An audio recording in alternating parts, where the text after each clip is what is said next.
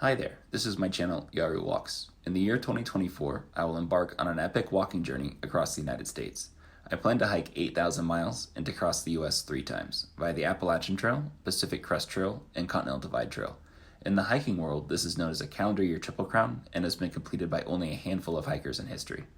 The calendar year Triple Crown has traditionally been completed by jumping within or between the trails throughout the year, primarily to avoid snow, but also to avoid other seasonal hazards such as floods, extreme desert heat, and wildfires.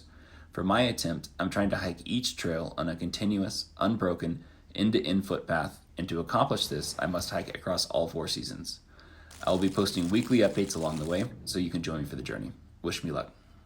Alrighty, I am now on day 3.5 of what is going to be, I think, a 6.5 food day carry to Syad Valley. The total length of that from Dunsmuir to Syad, I think, is 160 miles. It may have been 150, but it's somewhere right around there. So I have 60 miles remaining from this morning, and I'm only 3 miles in. So I said 60, I meant to say 90. So if I do 3 30-mile days, that would get me there. And then they have a cafe that's only open from 7 a.m. to 2 p.m. So I would like to arrive in 3 nights and then wake up in the morning, have breakfast there, resupply, recharge, all that, starting at 7. And then from here to there, the only, major thing in my planner is that at the end of today, I will arrive, I think, at the end of today, at what was the trail closure for the Shelley fire, which just got reopened a few days ago. So I'm expecting it to get really smoky up there, because all the smoke that I'm still experiencing around here is from that fire up there. So it'll be interesting to see how extinguished that fire is. Typically, firefighters get it contained, and if it's not really a spread risk anymore, I don't know how they determine that, they reopen it. Because when I've hiked through wildfires in the past that have been reopened, literally the trees were still on fire. So, but they were just kind of smoldering. So, should be interesting to see.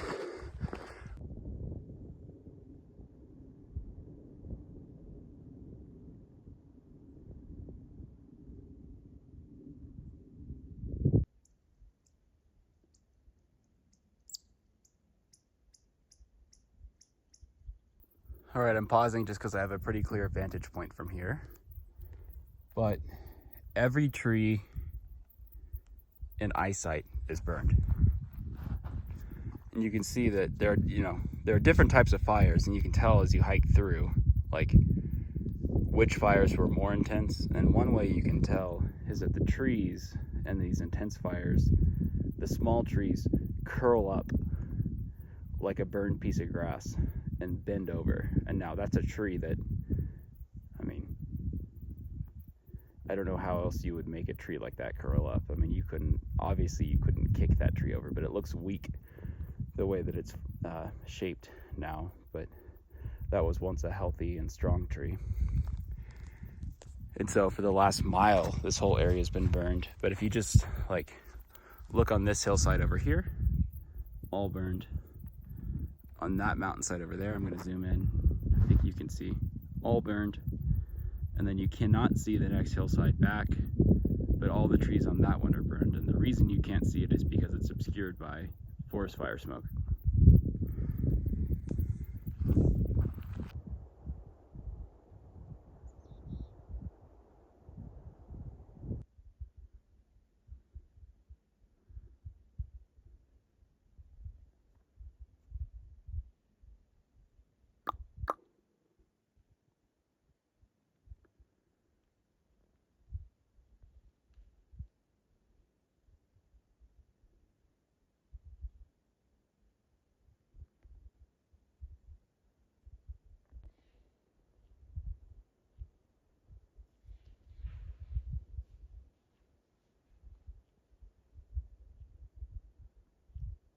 that was kind of fun. That's the first time I ever saw a bear before the bear saw me. So I just started filming it and made a few little noises to kind of indicate that I was there. And then I figured I would film it until it saw me and, I don't know, I guess get to see its reaction and to see it run away.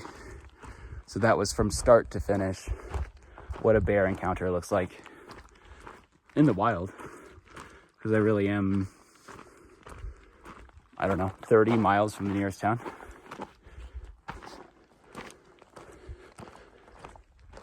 A lot of people say they would never hike out, and this is not quite the wild, but in nature, like overnight for several nights, because they're scared of things just like that. And I'm just showing that, like, the reality, I mean, that's the reality of a bear encounter.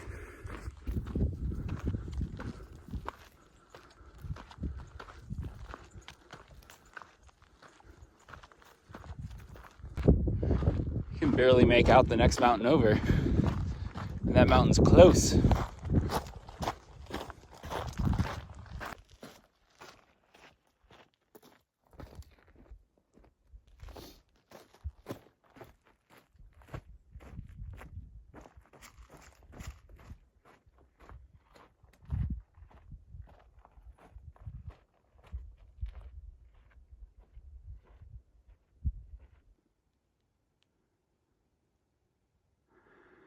The world has this smoky aura to it around me. And as I continue ahead, it's being kind of enhanced by the sunset. I have not walked over this ridge yet, but I'm excited to see what's over here.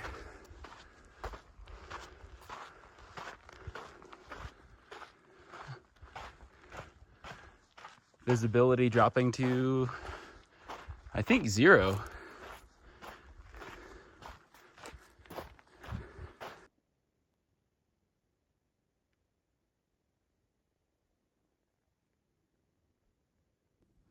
Okay, so this is actually really interesting.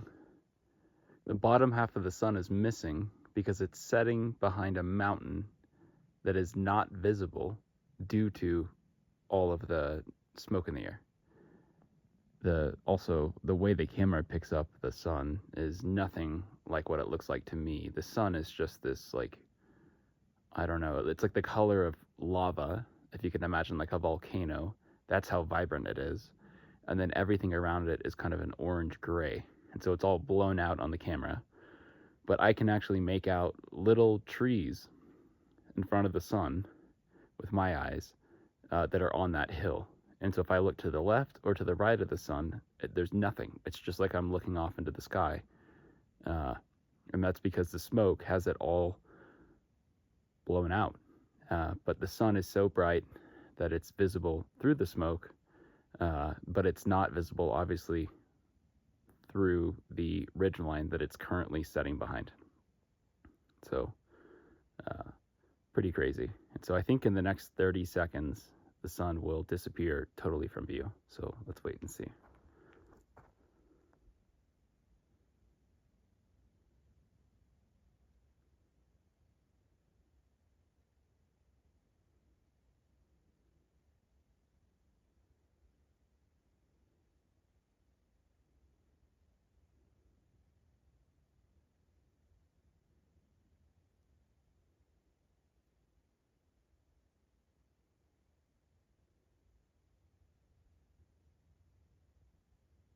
Gone. 100% gone.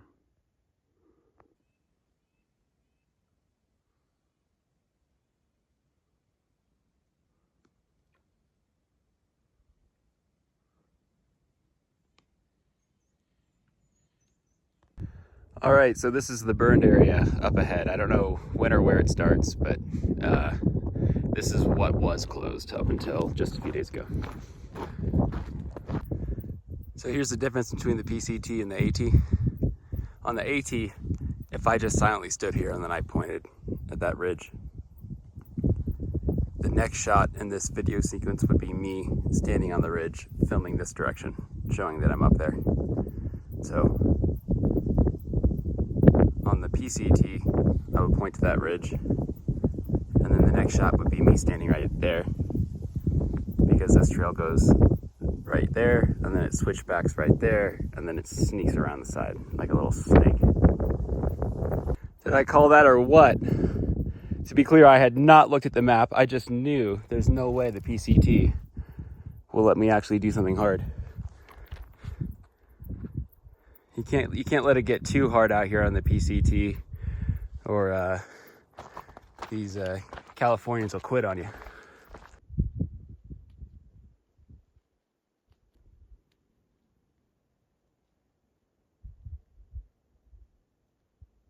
So I've been hiking through these burn sections, and I've just been telling myself, oh, this is not recent burn.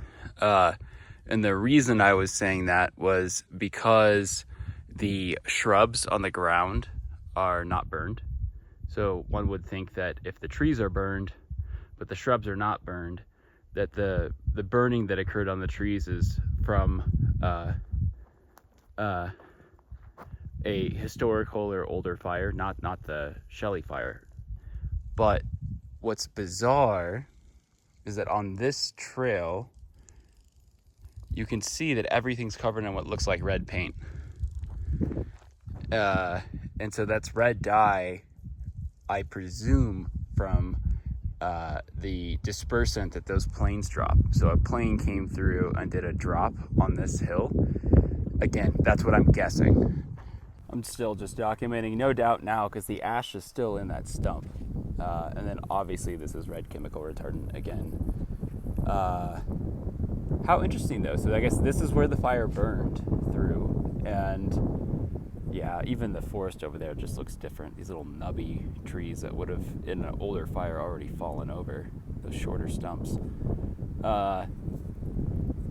Maybe there is residual burn out there and I'm just not near it. In fact, I think that is what's going on. I think that's the residual burn out there, because I just found it surprising that these trees weren't still smoldering, given how much smoke there has been back on the trail that, to me so far, I thought clearly is sourced from this remnant Shelley fire. So I now still think that's true. But surprisingly, not every tree that was burned is still smoldering, as demonstrated by the trees that are in front of me now and are not currently smoldering. Yeah, you can really see from here, this is where the fire was most intense.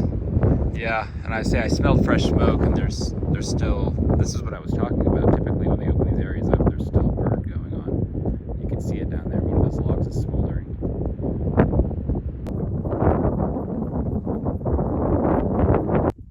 Just briefly pausing here.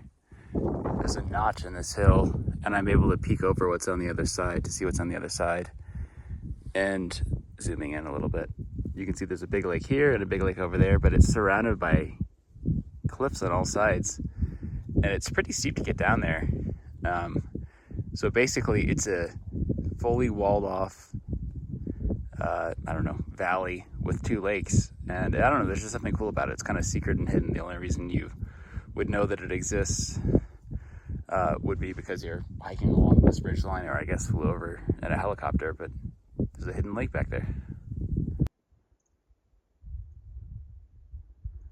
This is kind of the first time I've been able to film the sun and have you actually see what I'm seeing with my eyes. I keep describing how magnificent it is, but it's blown out on the camera, but there's so much smoke hovering over those mountains that the sun is so scattered and reflected by the smoke cloud that the brightness does not overwhelm the camera lens on my phone, and so I'm able to actually capture it relatively true to what I'm seeing, although obviously what I'm seeing with my own eyes is just even more magical. And as the sun keeps lowering, it's going to get more and more blown out. So off to my right, you can see real clouds up in the sky. Now I'm going to quickly cut over here to the left. You're going to see what looks like clouds, but that's actually a smoke cloud hovering over the entire mountain range. As I film it, it becomes clearer. And now you see why the sun looks so strange.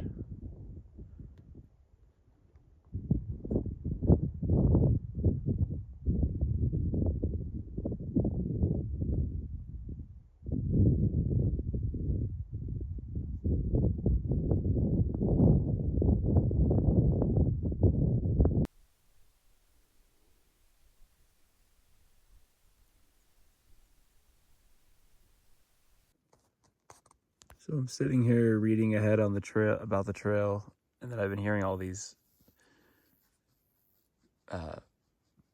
what sounded like a falcon or something, a hawk diving at me. Just this sounded like that, but maybe like 5 or more feet away. So I started holding my trekking pole up, and then I was confused because like that. I mean, birds really don't fly at night because they, as far as I know, can't see at night. And so I realized it's not birds, it's bats. There are bats that are like kind of dive bombing near me. And again, I thought they were like heckling me, but I think that my headlamp is attracting moths. And then the bats are eating the moths out of the sky. I'm trying to see if I can film it. I don't want to burn too much headlamp.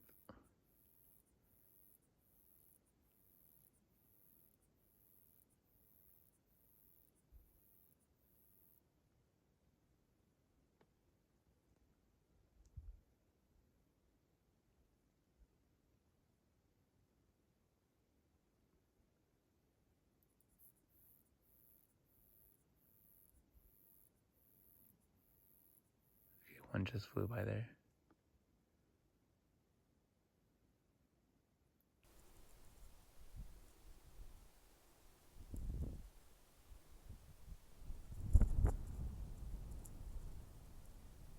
It's 1 a.m. right now, and there's another hiker.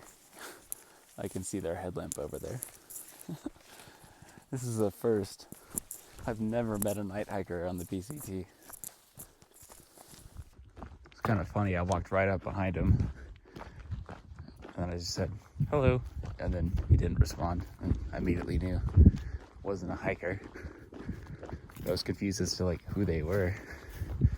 Turns out he's a hunter, and he's out here, I guess, with a bunch of people who are going to start hunting tomorrow morning.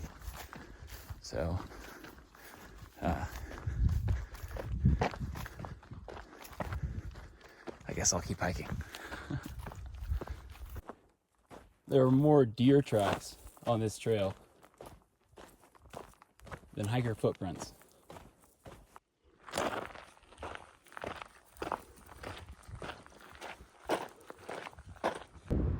So you can see pretty clear skies over here, but then over there that looks really hazy. I think that's rain and not smoke. I'm not sure, but the wind I think is blowing my way, so if it is rain, I'm about to find out.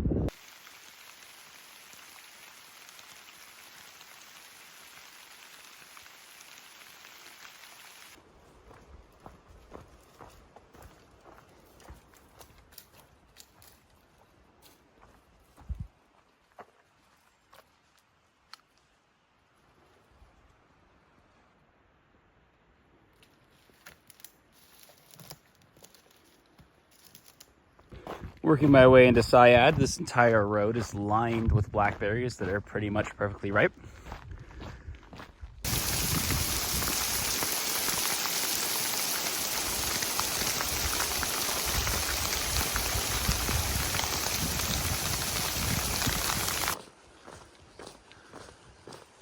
Crossing the Klamath River. It's always fun trying to pronounce the name of something when you've never heard the name pronounced before. The 160-mile food carry ends here.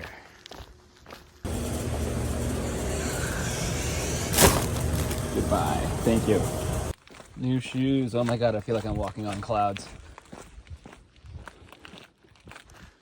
So 2 mornings ago, and 63 miles back on trail, I decided that I wanted to arrive in this town today, and before that store back there closed, and before this RV park stopped serving dinner. And so that store back there closes at 7, and this RV park here stops serving dinner at 8. It's currently 6:53, and I just left the store back there. I really can't begin to emphasize how hard it is to plan out 2 days ahead to be somewhere in 65 miles at an exact time, but somehow I did it.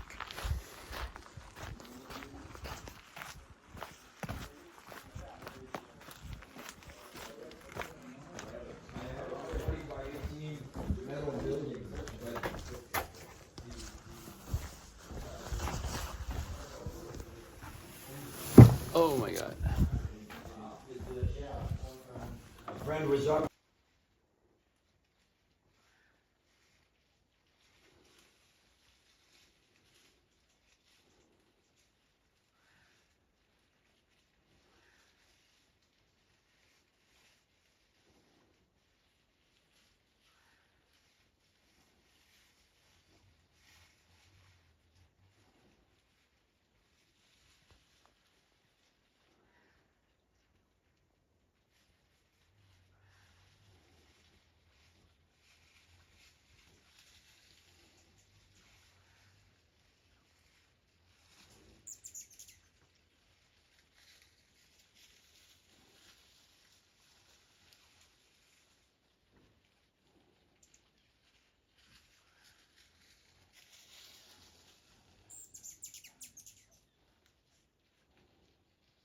So we did the Sierras, and then went to Washington. And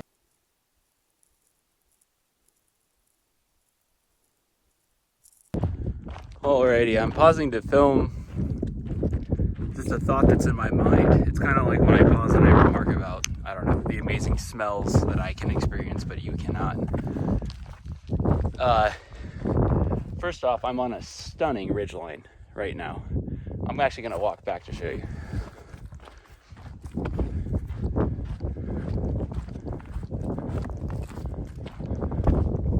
I feel like I'm in Vietnam or something, walking up a terrace.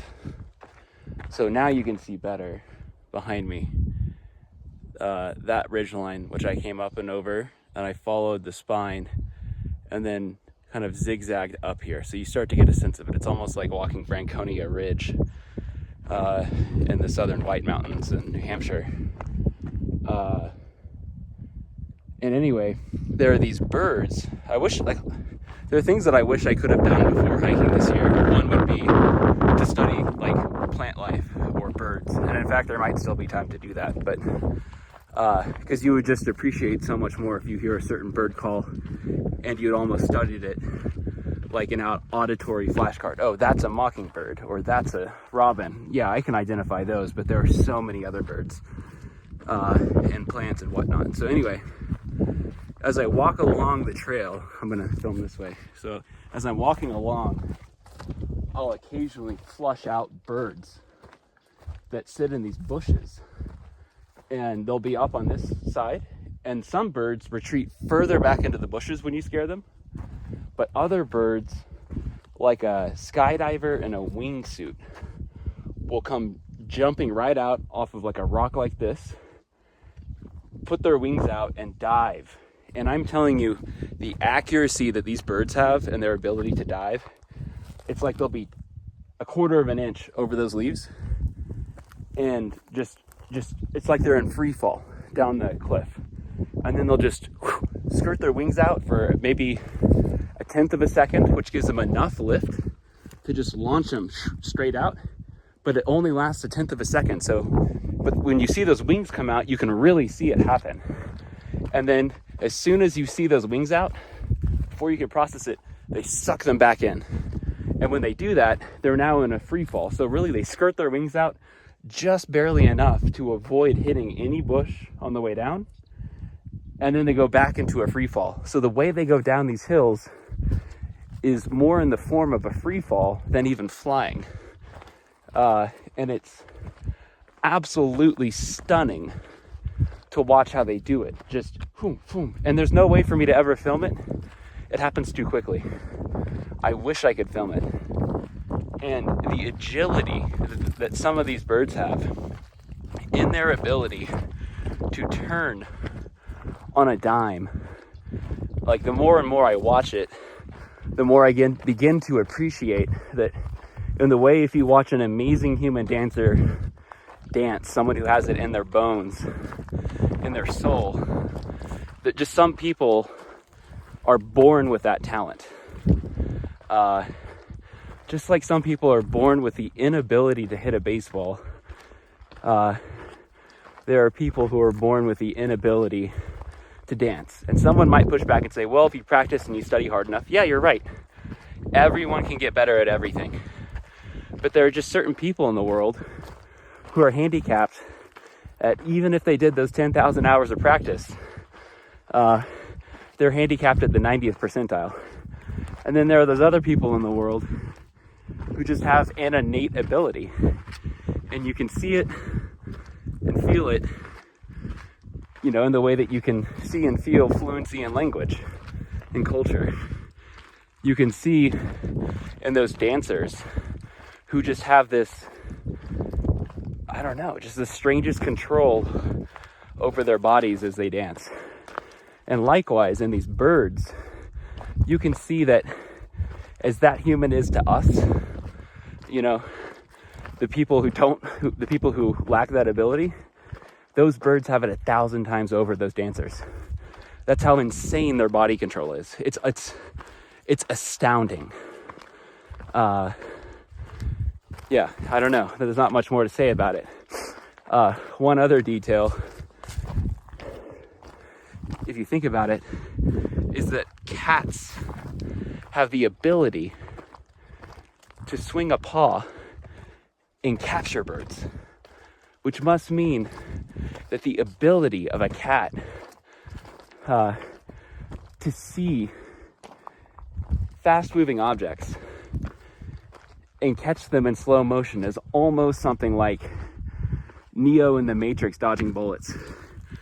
And something I saw one time that made me click those dots was, I remember watching these like America's Funniest Home videos in the late 90s, early 2000s. You'll see a cat watching the fan blade spinning in the air. And then we think the cat's a dum-dum, at least I did. Maybe other people saw what I didn't see at that younger age. The cat jumps with its claw and it grabs onto an individual fan blade. And you're like, wow, the cat somehow got stuck on it. No, there are many cats who've done this type of a thing and shown up in a viral video. Cats just actually have that ability to do that accurately. In another video I saw one time that really solidified it was these weird people in third world countries who put cats, I didn't mean it like people in third world countries are weird. I just mean the videos that I've seen of this are strange, where it's typically in somewhere like India.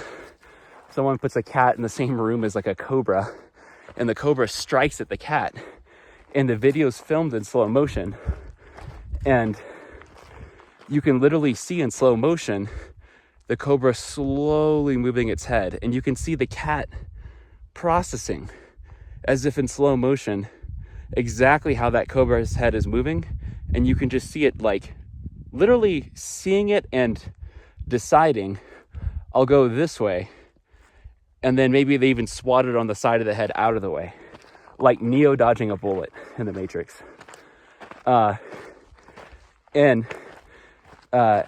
Being out here and seeing in other forms how insanely agile these birds are, because I've seen swallows fly and come down at speeds of 30 miles per hour, if I'm estimating, and they come down and they miss the ground by, when I look at it, what looks like the width of a quarter.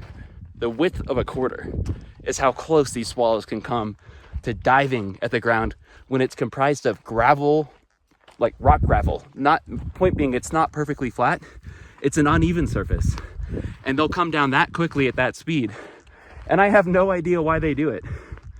And so anyway, I'm just explaining that I see these birds have this insane agility as they fly, and it's one of the most stunning things I see out here. It's as stunning as that view. It's more stunning, in fact, the agility that these birds have on occasion, and the way that they'll be flushed out. There's even bigger birds that look like chickens. You're like, oh, chickens, you know, how worthless are they? No, we're the dum-dums. We are the dum-dums. We don't know what we're talking about. Those chickens have been clearly, well, I don't know. They've evolved, I think, have been through human breeding, have evolved away from what they were originally meant to do. But you see these birds out here that look just like chickens, but they're slightly different, and they hang out in the bushes. They all hang out together, And as soon as one bird sees anything, they make a call like a prairie dog, and then all 8 flush out simultaneously, and they're just gone, and then they glide all the way down the mountain. And you'll see they'll go boom, and then they'll just on a beeline go straight down the mountain. They'll hit that ridge with their wings out, so they get loft to go up and over it. And the second they're right above the ridgeline, they pull those wings back in, and now they're wingsuiting straight down at a full free dive. I mean, you think these chickens are dumb when you see them on a farm. No, we're dumb. We're not dumb. We're ignorant.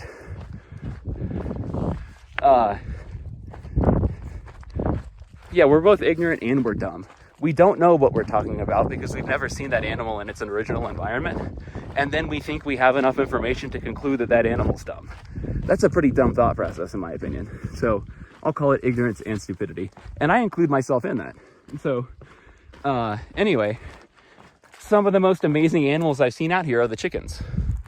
And so it's interesting how animals in everyday human life in civilization take on a meaning that is a function of like their place out of context. Like to us, a chicken is only seen in the context of civilization, but it's completely out of its actual context, which is up here at the top of a ridge where when you come by, they talk to each other, they all flush out, and then they go over the next ridge line to where you can't see where they go, and they go back in the bushes.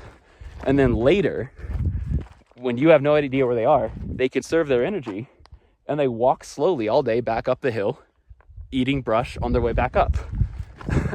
It's so interesting. You know, if you didn't have a gun, it would actually be pretty damn hard to find a bird. And I can tell you that it's hard to find a bird because I don't see their feathers on this trail that often. You see it happen occasionally, but it's actually pretty damn hard for a cat to get them.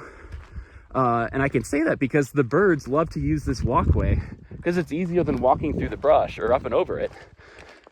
And so if there's anywhere where there's a high density of those birds, it's right along the trail. And yet I don't see their dead bodies on the trail every day. I've seen it maybe 6 times in the, I don't know how many miles I've walked, 4,000 miles.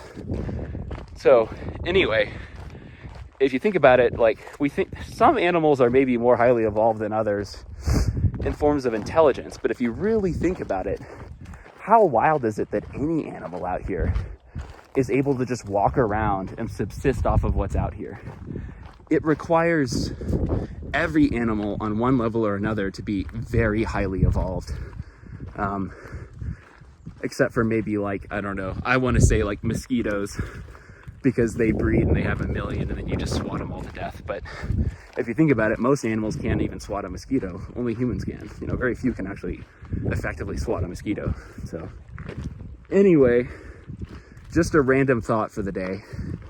How impressive the birds are, how impressive chickens are, and when you connect the dots between America's Funniest Home Videos and watching how agile birds are, one realizes how insanely coordinated the hand to paw connection is of a cat that can just sit in waiting, watch a bird fly by, and in an instant jump straight up out of the air, slam it and grab it with its paw.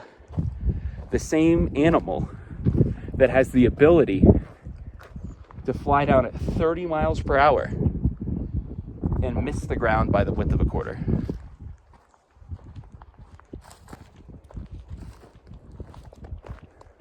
As I said that, some birds flew right over my head. So anyway, shout out to the chickens.